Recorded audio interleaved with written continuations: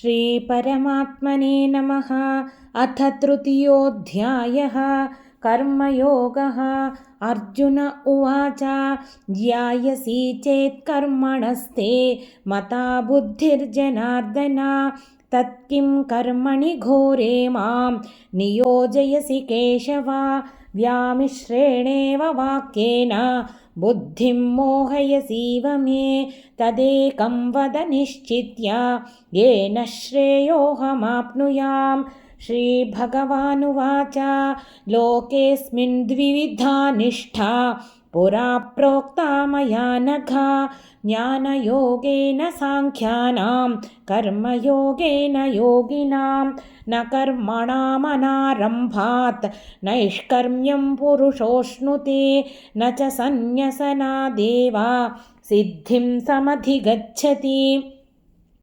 न हि कश्चित् क्षणमपि जातु तिष्ठत्य कर्मकृत् कार्यते ह्यवशः कर्म सर्वः प्रकृतिजैर्गुणैः।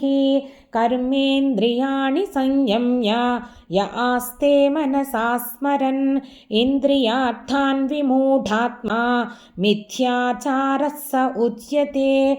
यस्त्विन्द्रियाणि मनसा नियम्यारभतेऽर्जुन कर्मेन्द्रियैः कर्मयोगम् असक्तः स विशिष्यते। नियतं कुरु कर्म त्वं कर्म ध्यायो ह्यकर्मणः शरीरयात्रापि च ते न प्रसिद्ध्येद कर्मणः।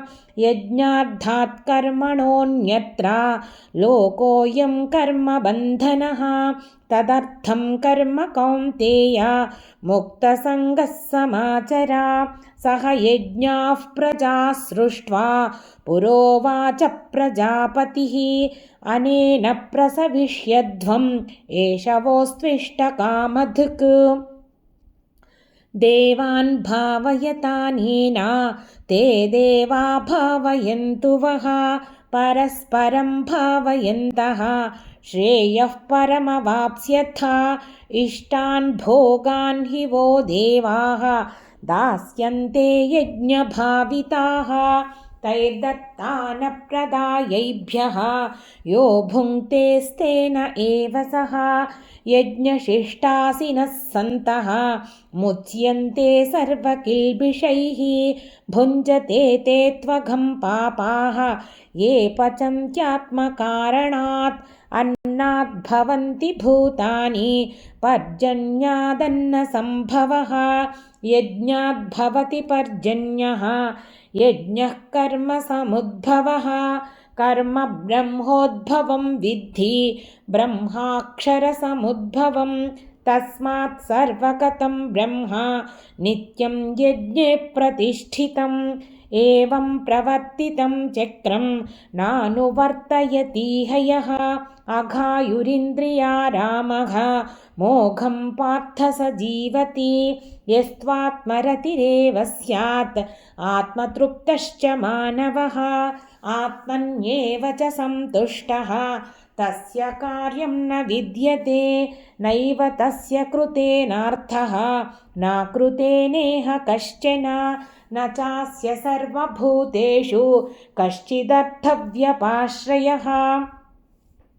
तस्मादसक्तः सततं कार्यं कर्म समाचर।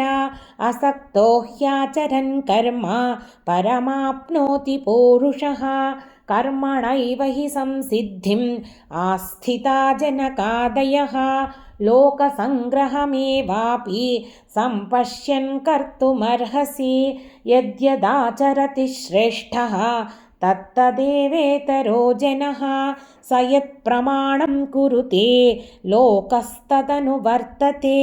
न मे पार्थास्ति कर्तव्यं त्रिषु लोकेषु किञ्चन नानवाप्तमवाप्तव्यं वर्त एव च कर्मणि। यदि ह्यहं न वर्तेया जातु कर्मण्यतन्द्रितः मम वर्त्मानुवर्तन्ते मनुष्याः पार्थ सर्वशः।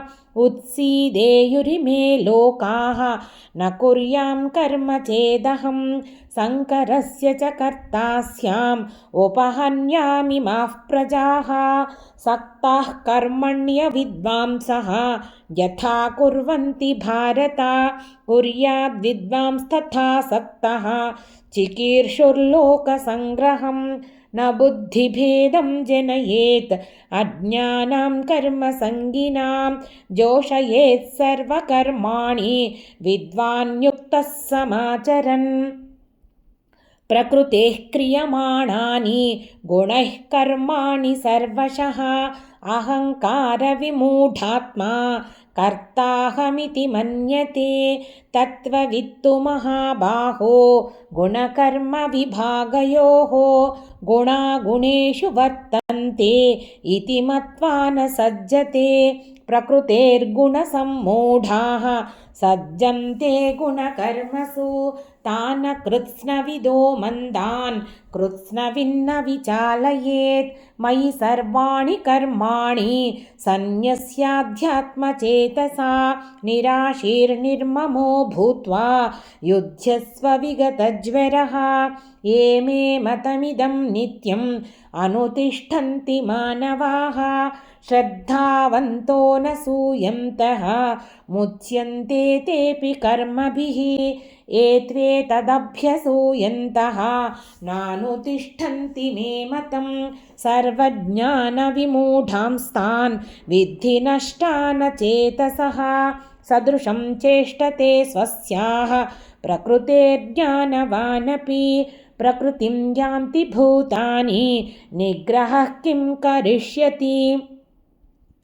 इन्द्रियस्येन्द्रियस्यार्थे रागद्वेषौ व्यवस्थितौ तयोर्नवशमागच्छेत् तौ ह्यस्य परिपन्थिनौ श्रेयान् स्वधर्मो विगुणः परधर्मात् स्वनुष्ठितात् स्वधर्मे निधनं श्रेयः परधर्मो भयावहः अर्जुन उवाच अथ केन प्रयुक्तोऽयं पापं चरति पौरुषः अनिच्छन्नपि वार्ष्णेय बलादिव नियोजितः श्रीभगवानुवाच काम एष क्रोध एषः रजोगुणसमुद्भवः महाशनो महापाप्मा विध्येनमिह वैरिणं धूमेनाव्रियते वह्निः यथादर्शो मलेन च यथोल्बेनावृतो गर्भः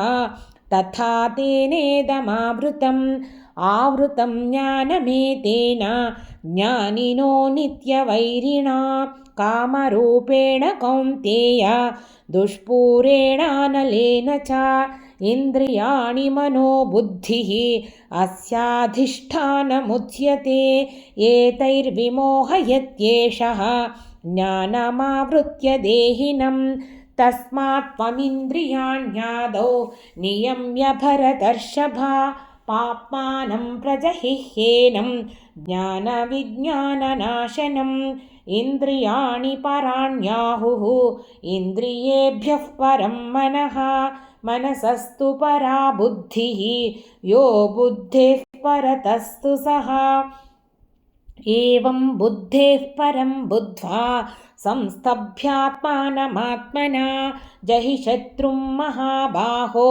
कामरूपं दुरासदं श्रीमद्भगवद्गीतासु उपनिषत्सु ब्रह्मविद्यायां योगशास्त्रे श्रीकृष्णार्जुनसंवादे कर्मयोगो नाम तृतीयोऽध्यायः।